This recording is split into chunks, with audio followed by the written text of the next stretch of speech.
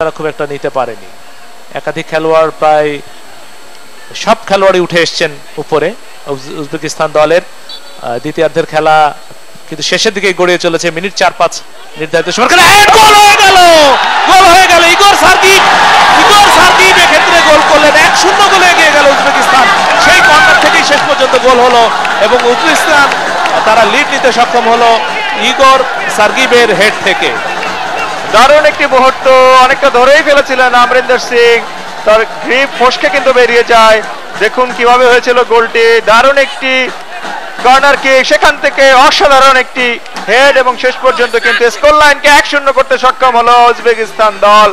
একেবারে ম্যাচের অন্তিম মুহূর্ত, কারণ ইতিমধ্যে 86 মিনিটের মতো খেলা অতিবাহিত হয়ে 87 মিনিটে যখন পড়েছিল সে মুহূর্তে কিন্তু ইগর সার্গিভ আসার চেষ্টা ভারতীয় দলের, রাখতে পারলেন না, কেড়ে নেওয়া হয়েছে অলিমভ। আর সেখান থেকে একমাত্র গোলদাতা দিনের ইগর সার্গিভ এবং ব্যবধান কিন্তু বাড়ল, 2-0 হলো উজবেকিস্তানের অনুকূলে। দারুণ গোল, একেবারেই দারুণ গোল, অত্যন্ত ঠান্ডা মাথায় একেবারে পরিকল্পিত একটি গোল।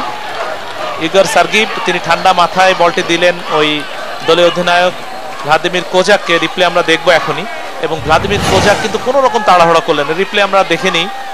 এখানে ওই দেখুন, এই যে বলটি নিজের নিয়ন্ত্রণ নিলেন ইগর সার্গিভ এবং দলীয় অধিনায়ক একেবারে মাথা ঠান্ডা রেখে বাঁ পায়ে গোলরক্ষককে দেখলেন তিনি কোথায়, গোলরক্ষকের ডান পাশ দিয়ে বলটি জালে জড়িয়ে দিলেন এবং 2-0 গোলে এগিয়ে গেল উজবেকিস্তান দল ভারতের বিরুদ্ধে। খেলার অন্তিম